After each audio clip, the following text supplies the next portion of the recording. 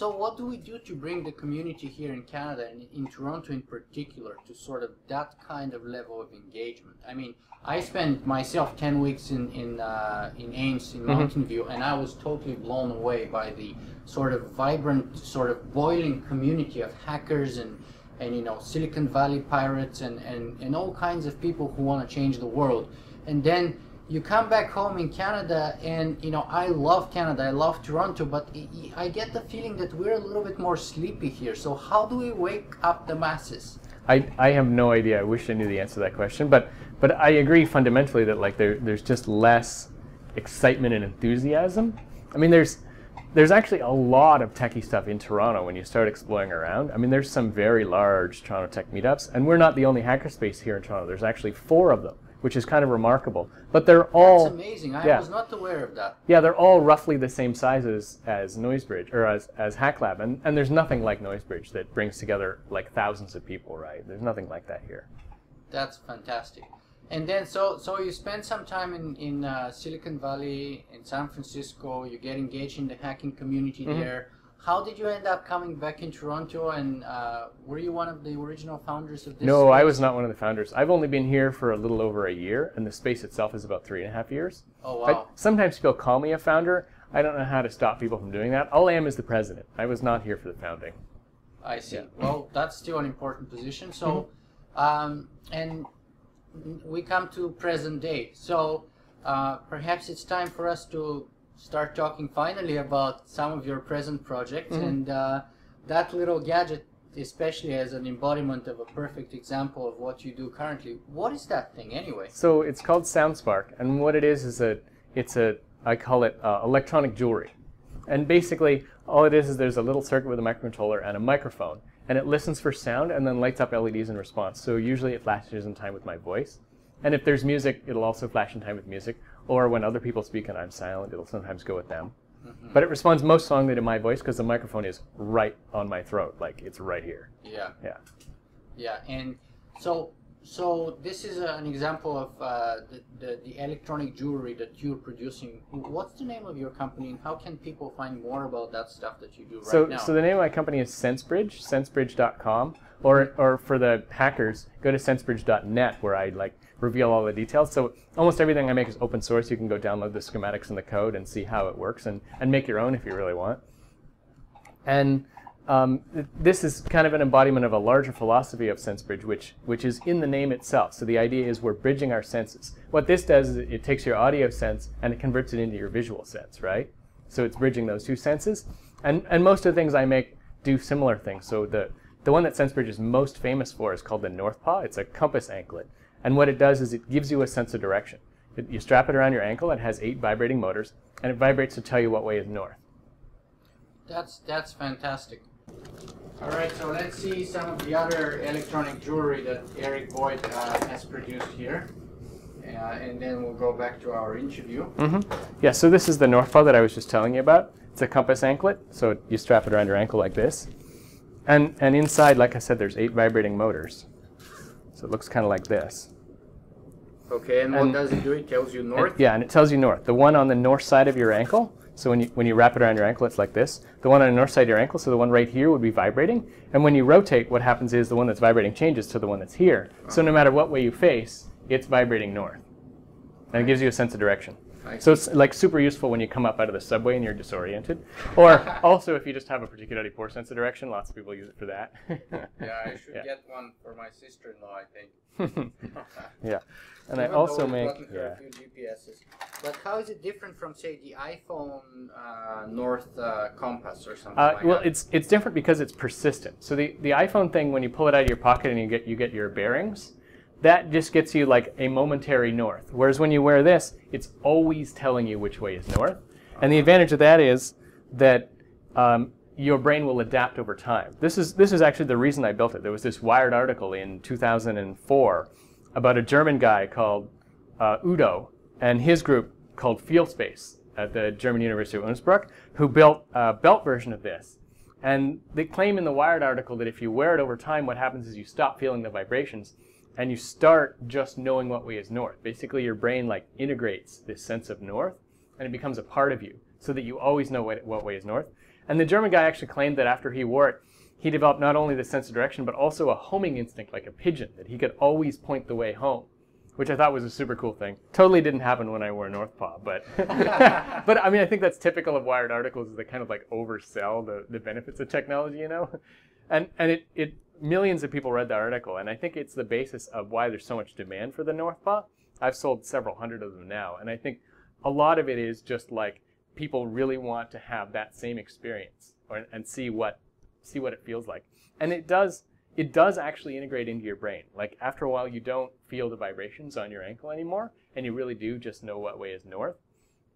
But the dominant experience of it for me actually was this thing Quinn Norton wrote about.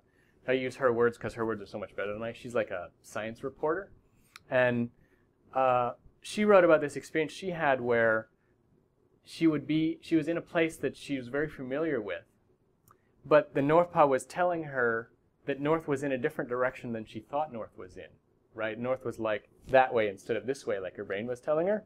And there's this like mental battle that happens in your head about like, well, how can I possibly be wrong? I've been here hundreds of times before, right? Like I know this place, but it turns out that you don't, right? Like north is, your brain somehow has gotten it wrong. And what actually, she figured it out, what actually it is your brain often associates north with the important direction. So especially indoors, the important direction in the orientation of a building can be very different from north. It can run east-west or whatever. But your brain will conflate these two concepts, and then you'll have this mental map that's totally inaccurate, right? You'll think you're walking north when in fact you're walking east or west or whichever direction it actually is. And trying to let the North Paw win those battles mentally is this like strenuous mental exercise, right? This like, I need to like readjust my entire mental map of this place. But is it the case that you said that was interesting to me, that you can actually learn to sort of hardwire the north into your brain so that at least some people eventually, after wearing this for a while, can sort of take it off and always know where the north is? So that was something that was written about in the German article. And in my experience, it's true for the places that you wear the anklet to. So like anywhere where I've worn the North Paw, my brain will remember where north is in that place. But what I didn't get, and I was hoping to get, was the ability to extend that to places you hadn't been, which totally didn't work. My sense of direction is still roughly as bad as it ever was, outside of places that I've worn this, right? Places I've worn it, I'm pretty good now, but... Now, you said that it's all open source, so people can go to your website and get, you know, the blueprints of how they can make these for themselves. But for those like me, for example, who are totally inadequate in making them themselves, you said you sold a few hundred. So what's the cost of, say, the North Paw and the other? So the North Paw, I sell kits for $149, and that gets you like a bag with a bunch of parts, and you have to solder them together. Oh, I see. Yeah, but I also sell an assembly service, which is another $65 if you want me or a friend of mine to solder them together. And we test them and make sure they're working, and then we ship them out fully assembled. I see. So that's a fairly expensive product, and the reason is there's a very expensive compass in it. The vibrating motors are expensive. The lithium polymer battery is expensive. Having the anklet made was time-consuming and difficult, and so on, right? Like it's a complicated product. Whereas this thing, the SoundSpark, I sell for $29, and so it's much more affordable because it's much smaller and much simpler. Yeah, and it's kind of actually visually very effective. I think it's kind of a conversation starter, especially if you go to a nightclub or something. The girls really love it, I must say. Yeah. All right. Okay. Fantastic. There you go. So that's the best selling point for perhaps. Okay. So what else do you have there? Well, I have HeartSpark too. So this is an older HeartSpark in green. I also have them in black. And it's a necklace. You wear it similar to the way you wear the HeartSpark or the SoundSpark.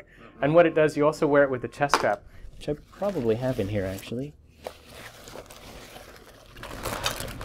Yeah, here it is. You wear it with this chest strap, which is it's a polar chest strap.